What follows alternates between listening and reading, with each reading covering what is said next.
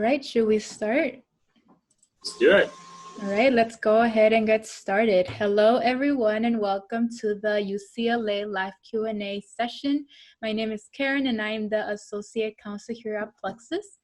We do have with us, or before we get started, we do have with us someone who is a very important part of Plexuss and someone who is also a UCLA alumni here to answer all of your questions. JP, would you like to go ahead and introduce yourself? Sure. Thanks, Karen. Good to be with all of you. I'm the founder and CEO of Plexuss.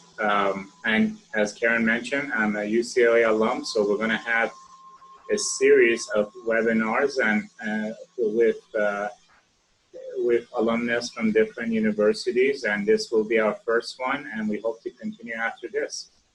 All right, thank you.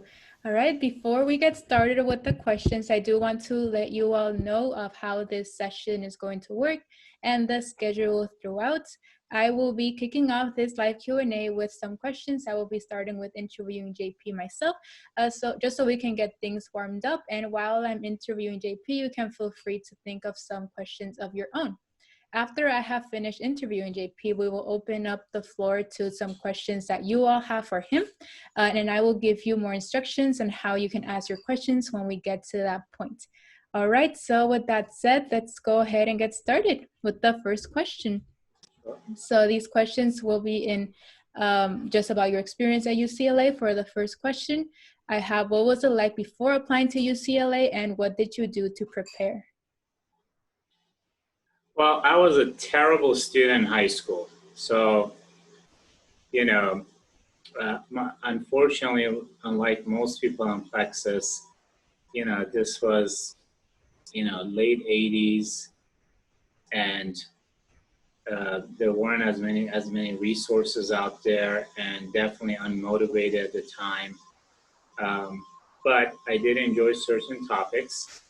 I grew to enjoy social sciences and enjoyed economics and various topics that was out there. So after graduating from high school in Santa Cruz, California, I decided to go to a community college, Cabrillo College in Aptos, and really for the first time, you know, started recognizing the importance of education. And frankly, what motivated me to really start studying, and I shocked everyone because I started getting really good grades all of a sudden, and everyone can, is really visiting UC Berkeley for the first time. So even though I was in the Bay Area, it was my first time visiting it. I was part of the EOPS program at that time, which was still is, Extended Opportunity Program for minority students. And I got a chance to go to UC Berkeley, and I told myself, this is where I want to be. And I went from a very poor student to overachieving student in a matter of 1 year. Thank you for sharing. All right, next question. I know you already mentioned some of this on the previous question, but how was the application process to UCLA, such as admission and going through all of the admission and things like that? So, you know, back then, internet was just starting. You know, you would not go to internet for a lot of information like you would go today. You would go to the career or, you know, transfer office at your college. You would talk to a counselor. They give you a thick book like this big, and then you basically had to figure out what you had to do. But even back then in California, we have the advantage of iGetsy. So the iGetsy was an easy way to say, hey, if you get this grade, you're guaranteed admission to at least one CSU and one UC. So for me, it was clear that if I could get into a university, I need to get, you know, these grades. Now, UC Berkeley and UCLA they were not part of iGetsy, because even back then they were coveted, not as, the admission wasn't crazy as it is now. But so I had set in my heart, I want to go to UC Berkeley. So I decided to become an economist at that time. And so I started taking all the all the classes for it, and the application was, there was something similar to Common App. It wasn't called Common App back then. And the UC did not have a universal application. So it was, I don't remember what it's called, but it was similar to Common App. You would go in, you would put in your grades, but the most important thing of the application process was to complete all the requirements, all the general requirements, and all the specific requirements for the econ major. And that's what I ended up doing. I just followed the path. And my goal was, hey, I'm going to go to UC Berkeley, and that's it. There's no other options for me. All right. Next question is, of all the schools that you applied to, why did you choose UCLA? Well, I went the easy route. I just went to IGETC, and again, the funny story is back then, you would get 2 envelopes. So if you got accepted to a university, you would get this big envelope, right? So before even opening it, if a letter came from, let's say, UC Santa Cruz, and it was a large envelope, you know you were admitted. If it was a small envelope, you know you were denied, right? So I went ahead and applied to a few schools. I applied to obviously UC Berkeley. And I think all the counselors knew me because I used to drive my, my Volkswagen Golf, the Volkswagen car every weekend to UC Berkeley, or on a weekday actually, because they weren't around on weekend. But I would take a Friday off and I would just drive for 2 hours there. And I was driving everyone crazy. I want to come here. I was very persistent, right? And I think persistence is important. And frankly, through that, I actually learned more than most counselors in college when it came in, how do you get into college? Because I started reading books, I started calling counselors, and as soon as I would call a counselor, after a while, they go, okay, we know who you are, you don't need to introduce yourself, and just get high grades and you'll get in. So I applied to Berkeley, I applied to UCLA, I applied to Davis, UC Santa Cruz, Cal Poly San Luis Obispo. And the first admission I got was to Cal Poly, right? Which is a very good engineering school. It's one of the top CSUs, still is. And I was elated. It was just kind of like, okay, someone accepted me to college. That's great. So that was great. I told my parents, they're like, okay, we know it. Let's see where else to get accepted. Then another big letter came from UC Santa Cruz, and I said, without opening this, I know I'm in. I opened it, it came in. And then UC Berkeley letter was small. It came to the envelope, this small envelope. I had almost tears in my eyes, and I'm going, darn it, I didn't get into Berkeley. And typically, even back then, if you didn't get into Berkeley, or you wouldn't get into UCLA and vice versa, even though Berkeley was a little bit harder to get in academically. But so I pretty much knew if I didn't get into Berkeley, I'm not going to probably get into UCLA. And so, funny story, UC Davis came, and large envelope, Karen, your alma mater, right? Amazing day, very happy. Told my parents, my mom was elated, but she's also, she has a PhD in economics, and so she's like, great, Davis is great, it's near home, you're not too far, you're going to Davis.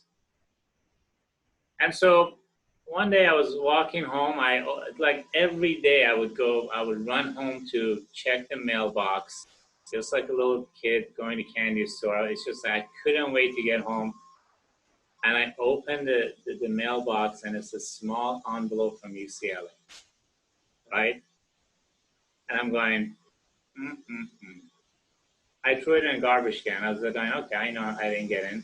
I literally did. I just took the envelope, put it in a garbage can.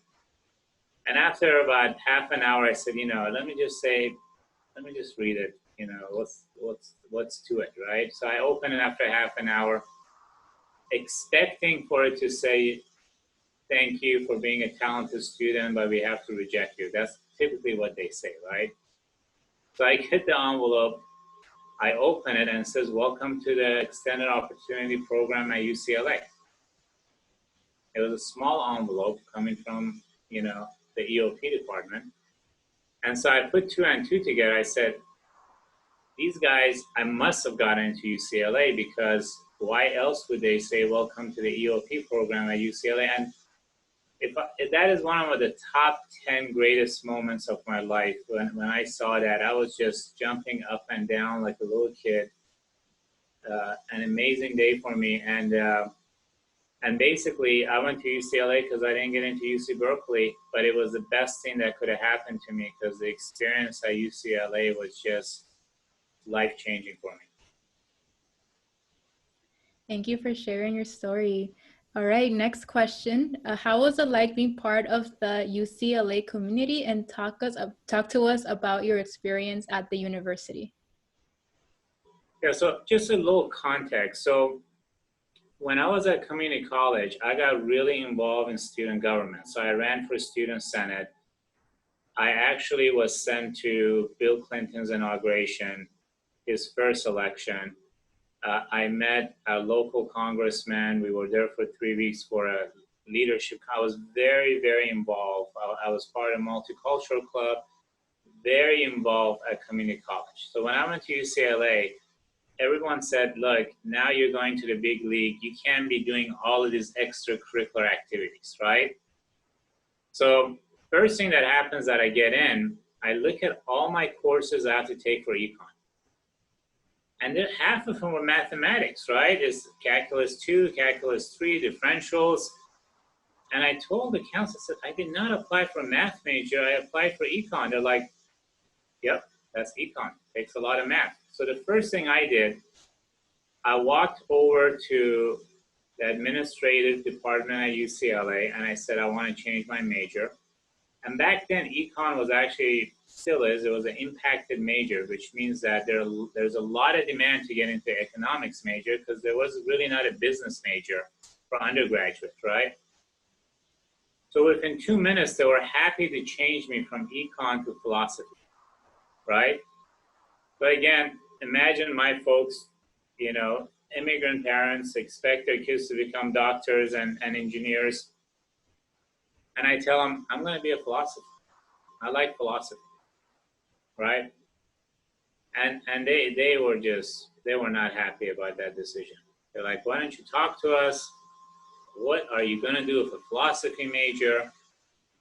And I said, no, UCLA has one of the best departments in philosophy, and I enjoy it, so I'm going to do it, right? So I went there, and I said I promised myself I'm not going to get involved in student activities. So my first semester, I only took 3 classes, and they were all in philosophy. I got straight A's, right? Because that's all I was doing. For the first time, I wasn't doing a million other activities. I was just studying like crazy, right? And so much so that my professor said, oh, you're built to be a philosophy major. This is a great major for you. You should continue. Because I was reading not just the books they gave me, I would go and read 5 other books around it. And even in a big auditorium, I was just prepared for every class. And then before you know it, I got involved in student government and student activities and a million other things. And by the time I was graduating from UCLA, I could not walk from one side of campus to another without running into 50 people. And, you know, setting up rallies and doing things that, you know, college students should do. But the most important thing about that experience, and I don't regret it,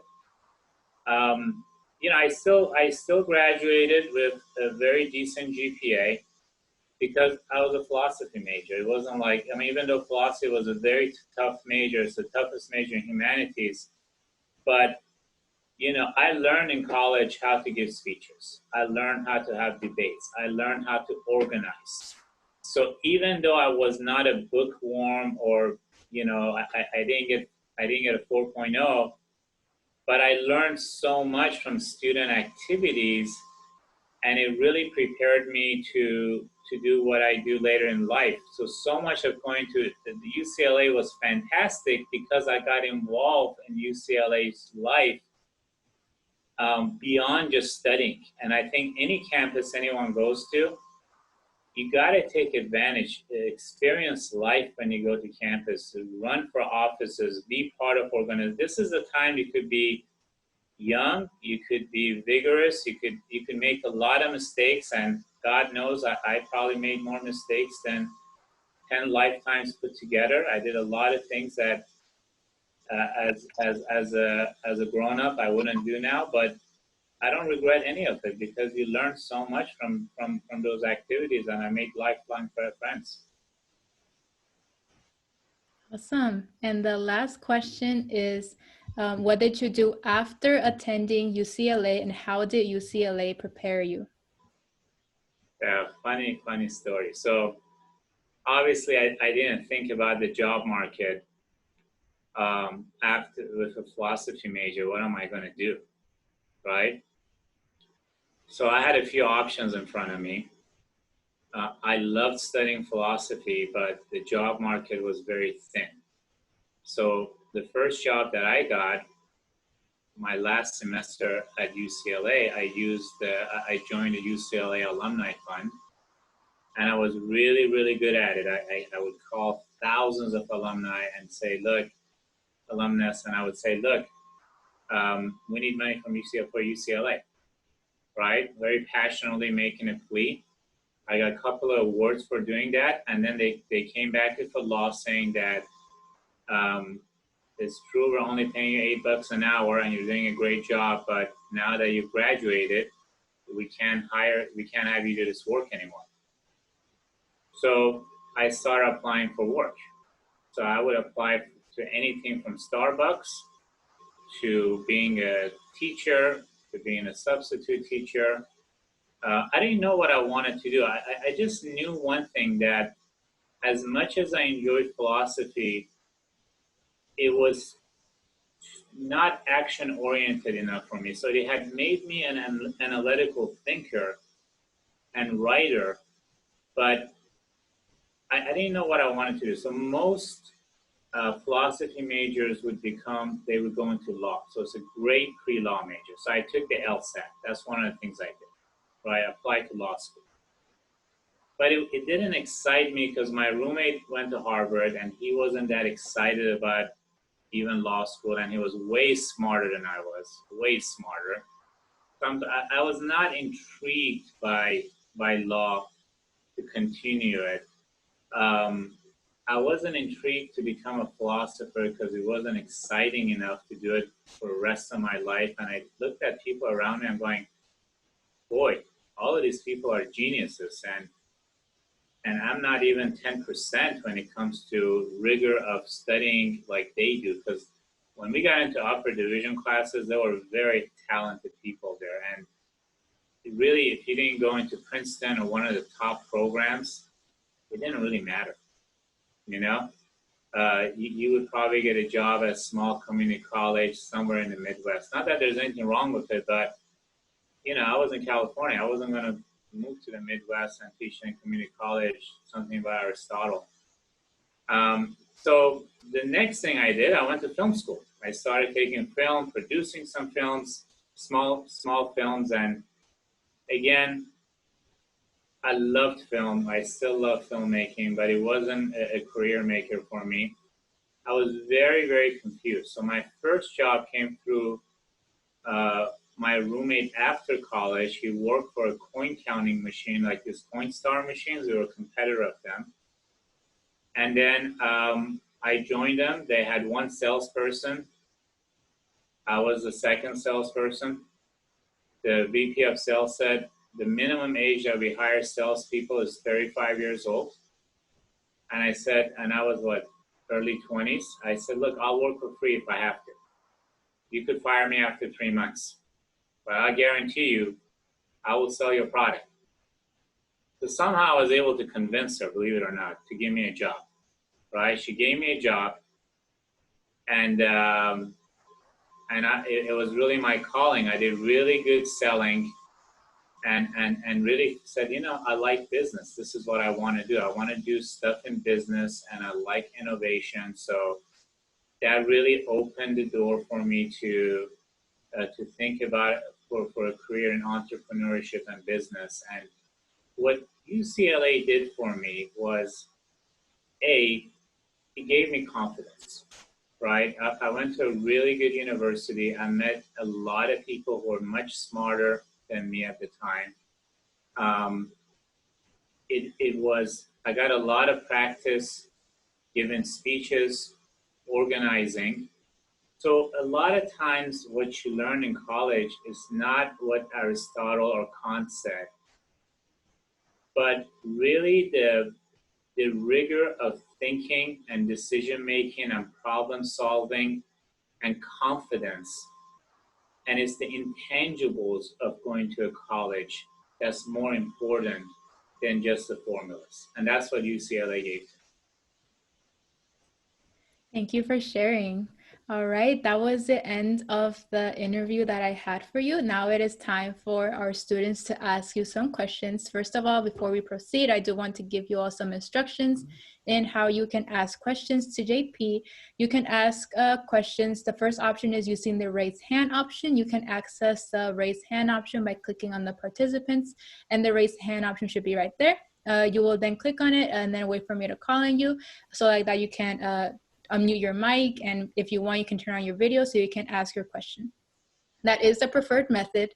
The second method is by sending your question in the chat. You can send it to the public chat so everybody can see it, or you can send it to me directly. I am my counselor Karen on the participants. All right, and with that said, let's go ahead and move on to our first question. Who would like to start us off? Let's see. All right, we have one raised hand from Anya. Anya, go ahead. Hello. So my first question is, what can you do for fun on the campus and maybe even outside the campus, like in the surrounding area? What can you do for fun? For fun, yeah.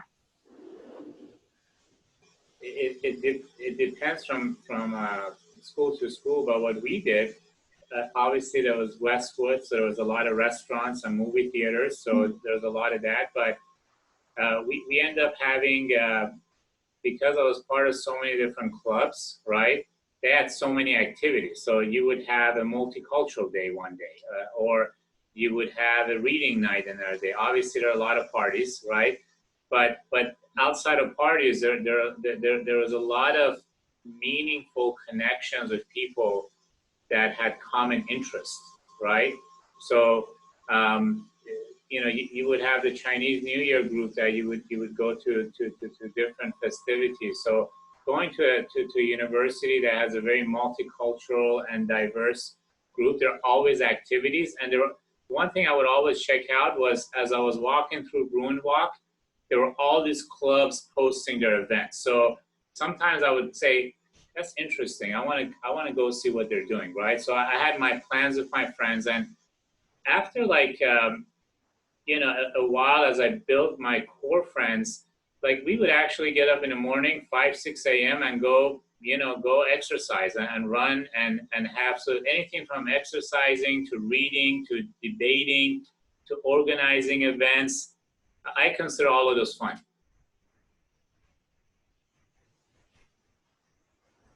All right, thank you. Any other questions?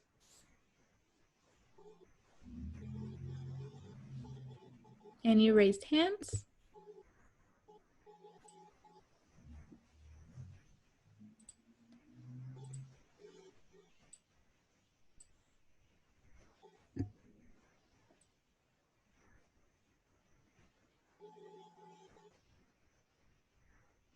Karen, I can't hear you. Anya, do you have a raised hand again? Or is that an error of mine?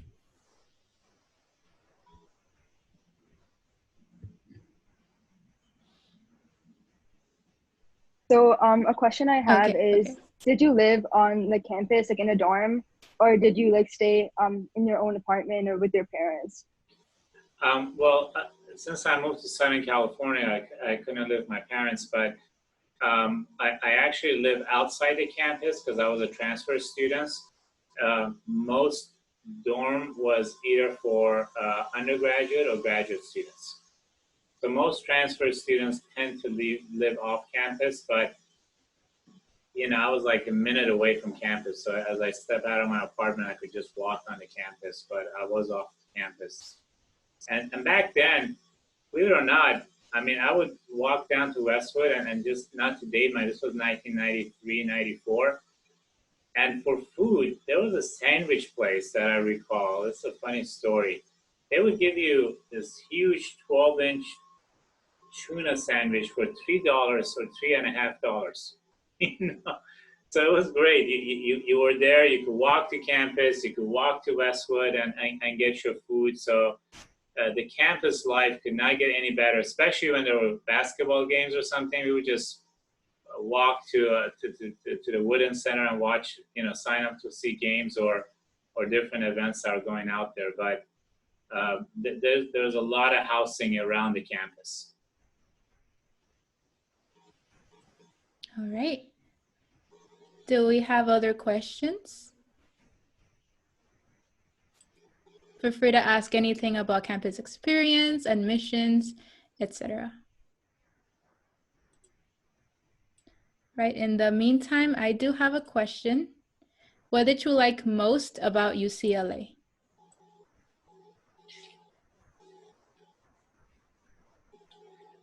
I think I loved the large campus aspect of it, and that you could find anything that you wanted, right? So it was a great, it was kind of living inside a city, right? So it just gave you access to anything. I mean, I always liked sports, so it gave me access to sports life because I played a lot of basketball and soccer. It gave me access to student life. It gave me access to very good professors and students. It was very holistic, right? And the campus was just immaculate. I mean, whether you want to go to UCLA or not, and I'm not I'm not here to promote one campus over another, but since I was there, I could tell you that the campus is beautiful, right? And frankly, when you're researching universities, you should not go based on just one person's experience, because I can't really compare an experience between UCLA and Berkeley or UCLA and San Jose State. I've only had one experience, which is UCLA, and then for my graduate school, UC Irvine.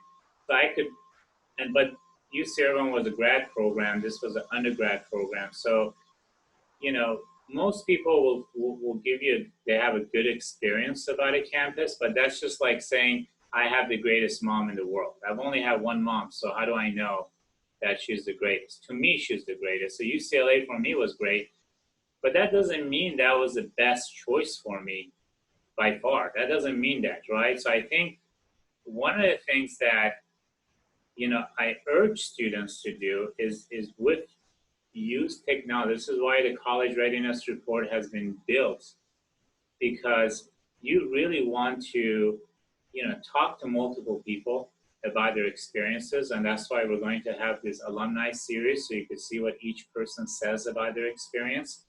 But you also want to look at the career outcome. You don't want to be where I was after I graduated. You want to see, well, if I had to redo things, I would definitely look at my major choices and even how I prepared for work very differently than I did. So there's a lot that I would change from my own perspective. And hopefully at Plexuss, with all the forums, with all the personalization and college readiness report, we're at least creating the ecosystem for you to begin doing that. All right, thank you. There are two questions. One is a chat and one is a raised hand. Let's start off with the chat. How many classes per semester did you take on average? And this is a question from Eric. I took 4 classes on average. I would balance my classes, right? So for example, if sometimes one class would take 70% of my time because that particular topic I wasn't the strongest at, and then the other classes I could blaze through, right? So I would always balance my classes with my own strength, And I would also do a lot of research, who's the professor teaching it, because sometimes you might get an easy class, but you might get a professor that might be a bit difficult. So I would do quite a bit of research before establishing my classes and what I want to do. And the difference between a bad professor, an okay professor, and a great professor could be the difference between your grade and outcome. All right. And we have a raised hand from Jesus. Jesus, go ahead. Hi. My question is, like, what challenges did you face when you first basically, I guess, were independently living while going to school, and how did you handle them? Yeah, that's a great question. I mean, I had a little bit of experience because I actually started living independently a bit younger than most people. But when I went to UCLA, I think obviously for any time there's a yin and yang, right? So if you are living on your own, you have the freedom. No one is telling you, keep the lights off or what time you could come, what time you could go. You have this boundless freedom to make your own decision. But, after a while, trying to balance, well, what do I do with all this freedom now, right? Do I stay up till 4 a.m. every day? Do I study? Don't I study? There's no one monitoring you, and now you have to pay your bills. So it's a great experience since you have to make food. That's why I would have those $3.50 sandwiches all the time, because I was just kind of exhausted to make food, or I was too lazy about it. So I think it's really a step towards adulthood, right? So you have to manage your household. And I've had maybe 7 different roommates during my time there.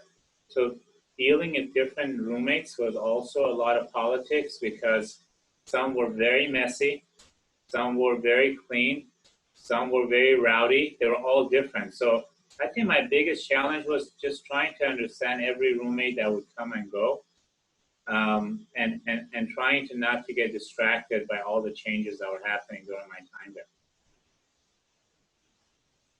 Thank you. All right. More questions? Again, feel free to send me the question through the chat, or you can raise your hand as well. In the meantime, I do have another question. I did ask previously what you like most. Next question, what did you like least about UCLA?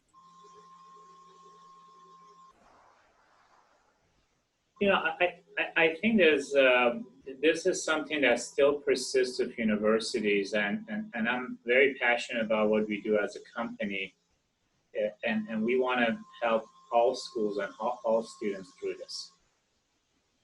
I actually think that the career planning of virtually most universities is lacking, okay? I think there is a clear formula to prepare for university and prepare for a career, right? So for example, how do you know what you want to study? And how do you know I should have had a better idea. What are the career outcomes of studying philosophy? What does it mean to be in law school? What does it mean to be able to do some of these other things, right? So if you look at UCLA, for example, with their boundless amount of resources, well, they should have been able to, provide opportunities for us to talk to some alumni who actually are lawyers, right? We should have had the ability to talk to people who've actually studied philosophy or went to graduate school of philosophy and learn from them how we would do it differently. We should have had ideas about doing internships so they could facilitate more internship for us. Even if you're a philosophy major, why not do an internship with one of your think tank or philosophy departments, or other things that might be of interest to you, or do a philosophy research paper, right? I think that this is lacking even today, but the connection between students, alumni, and career outcome needs to happen much earlier. And as I said, if I had to do things differently, I would probably still do philosophy. I urge everyone to do a left and right brain exercise, okay? Which is liberal arts are fantastic, okay? I loved that I studied philosophy. It gave me a holistic view of the world and how to think about it, right? But it would have been wonderful if I had supplemented my, humanities major with logic, with mathematics, with data science and computers, right? Something else that would make me think in a more quantitative way as well, right? And if I had to change everything, I would have done internship from my first year in college, even if it was 2 hours a month, right? And and that's what we're going to do on Plexuss. We are going to give you access to talk to alumni. We are going to give you access to talk to people who have different careers. Not only can you interview with them, but you could also reach out to them.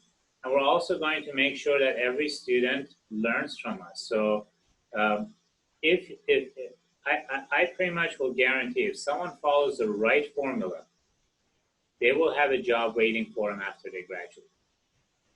Okay, so I think not just UCLA, but holistically, I think universities do a very poor job, and I think Plexuss will do a fabulous job filling that role. Sorry to plug in Plexuss, but that's why I started Plexuss, because of those shortcomings of universities. Awesome. All right, we do have a few questions in the chat. The first one is from Allison. Do you have any advice on getting more financial aid? Absolutely. So one thing, there are a couple of issues. So when you talk about financial aid, one is loan, the other one is scholarship, okay? The word scholarship is synonymous to me to discounts. So let's say you get accepted to 4 universities, right? And all of these universities' tuition, for the sake of argument, is $20,000. And just for the sake of this exercise, let's say they're all equally interesting to you. You want to negotiate. You want to say, look, I have got this package from these other 3 universities or this other university. What can you do for me? And a lot of universities will actually might give you a better package. So know about financial aid negotiation, number 1. Okay. The stuff with scholarships and everything, as you know, that's the biggest scholarship you're ever going to get. The ability to get into multiple universities and be able to negotiate your entrance. And as Plexuss Prime is going to be introduced in the next 30 days, you could work with our dedicated counselors to help you with that process. Okay. Number 2 is, find out what your interest is and in what areas are there enough scholarships, right? So, for example, if you're a writer for your yearbook, right, or any activity that you want to look into, find out which one of these activities actually give you a better road for scholarships, okay, early on. For financial aid loans, it really is a mathematical issue, which is how much are your parents making, what is, what you're doing, and they give you a loan. Another thing is, if you are an underserved student, a lot of students that they hesitate applying to Ivy League or top universities, but you shouldn't, because they're looking for talented students. So what your grade, I didn't have one of the best grades when I got into UCLA. It was good, but it was probably on the lower end. But I showed that I had grit. So don't be afraid to have some of the reach schools, and we show you who the reach schools are on our platform. And basically make sure that you have, you have a plan to It's sometimes like if you look at Yale University or Stanford, if your family is making less than 150K, actually your tuition in a lot of cases might be waived. So you got to look at the universities that you're applying to, and in a lot of them, you could get a full ride, pretty much scholarship if you understand how you position yourself in various universities. All right, just letting everyone know we do have 15 minutes left. Next question is from Andy. How easy is it to get internships? I wish I could say it's easy. It depends. It's an academic answer on what type of internship are you after, right?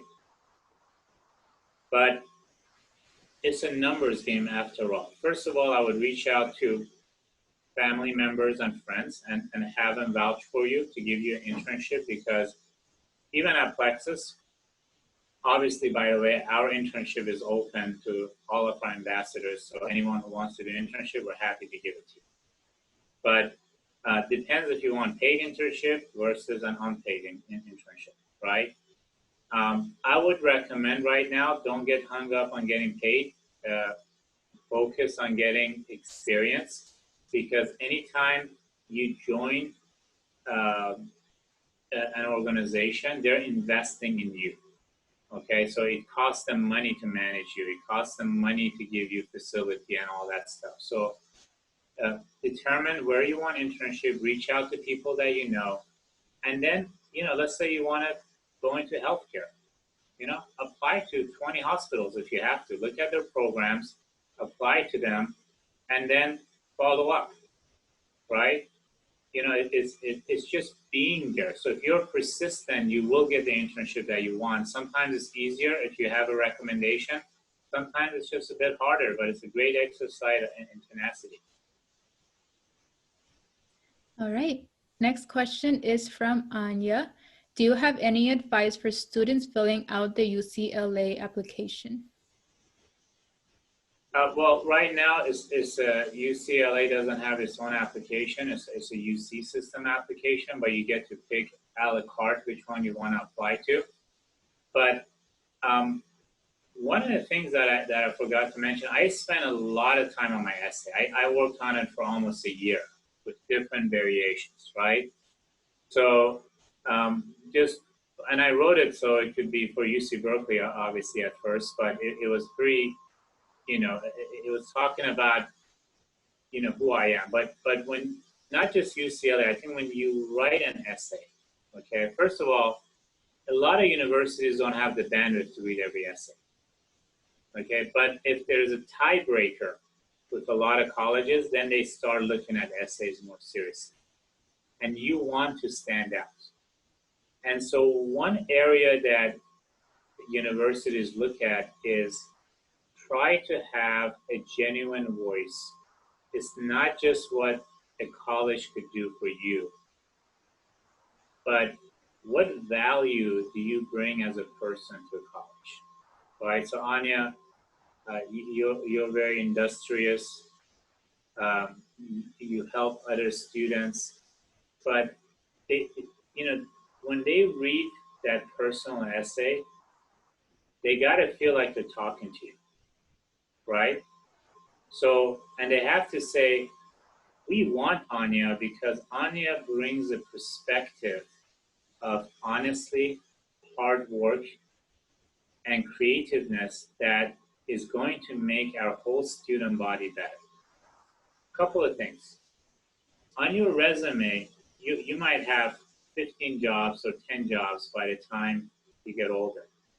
But you will always have most likely 1 4-year undergraduate department. That is what's going to define your resume. It's part of a staple of your identity. Also, universities want to make sure the person that graduates from them represents them well. So you want to show that you're an outstanding citizen and you have a lot of value to bring. So I would definitely, make sure that you have a strong essay, okay? And also your extracurricular activities supplement your essay. right? So if you have something about music, if you've done work around music, talk about music and why you like playing piano, right? And then talk about what organizations have you been in, and then you can talk about, hey, I also volunteered, teaching these kids how to learn piano. So that will then show that the world is, you like to transfer knowledge. So how you position yourself, and after they look at your application, anyone that looks at it, they should have three things in their mind. They gotta be able to say, this is what Anya is about. So you gotta formulate your application and say, before even writing anything and putting your application, say, these are the three things I want to resonate out of my entire application, right? And then start building it analytically. Does that make sense? Yes. All right. We do have less than 10 minutes left. So I do apologize if we don't get through all the questions, but feel free to ask my counselor as well if you have any questions after this session. The next question is from Mike. What do you think the best major would be now? Mike, that's obviously what you're interested in, but when we do our analysis for the next 10, 15 years and we look at the world, one thing is for real, and I've been preaching this to university presidents and students for a while. Robots are going to be doing a lot of our jobs. Okay, so if everyone is worried about immigrants taking our jobs going to China, no, it's robots. It's already happening. There are factories in Louisiana and Mississippi that used to have hundreds and thousands of employees, and now they have a few hundred because everything has become robotic. Robots, they don't need to sleep. They're just programmed to do a lot of things, and they'll get smarter and smarter every day. So some of the majors, and it ultimately, we're not saying you should study these majors, but we're saying that these are the majors that have a 20% plus job growth in the next 10 to 15 years. These are some of the predictions that we see. Artificial intelligence is going to be big.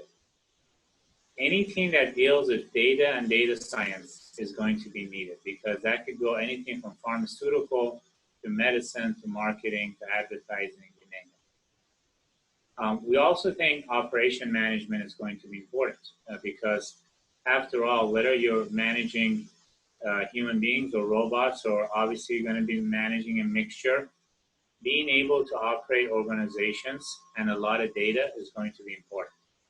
Healthcare, various areas of healthcare, as we have an elderly population, is going to be important. Cybersecurity is going to be huge. If you look at our national security budget, it was always military, but with COVID-19, there's been a rude awakening. Biological warfare and computer warfare is going to grow, and it's a big issue, because what if there is a downturn and all of a sudden all the computers stop? If your internet stops working for 5 minutes, 10 minutes, 20 minutes, those are areas that the job growth is not going away for the next 10 to 20 years. In fact, it's growing very rapidly. So having said that, it's not limited to that. We actually will be publishing. If you go to My Counselor tab and you put in any major you're interested in, it'll tell you what the job trajectory is for the next 10 years. All right. And we have time for one more question. This question is from Anya. Do you have any advice for finding internships and jobs in college and high school? Yeah, there are quite a bit of job sites, internship sites that you could go to, and I'm not going to endorse one over another, but you could research and apply. So create a resume, make sure you have it on there. As I said,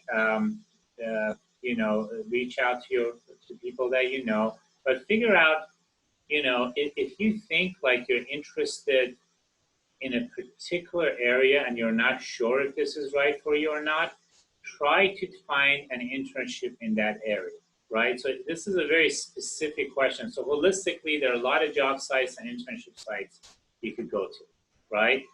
Locally, every city also lists all some of the internships and jobs that different companies have, right? But let's say like we're in Walnut Creek in California. If I was going to look for a job in city planning, I would reach out to Chamber of Commerce. I would reach out to City Council and see if there are any internships and ways that I could help with city planning, right? And then you can go from there. Lastly, reach out to Karen. Karen has a bunch of internships, anything from journalism to data to tutoring on Plexuss. So we have plenty of internships here as well. All right, thank you. And actually, just very briefly, we do have 4 minutes left. If you can just answer this student's question very quickly. What places can I go for help with my essay and resume so I look good for colleges I want to go to and get good scholarships? This question is from Mike. So Mike, obviously, I'm my counselor. We're able to help you.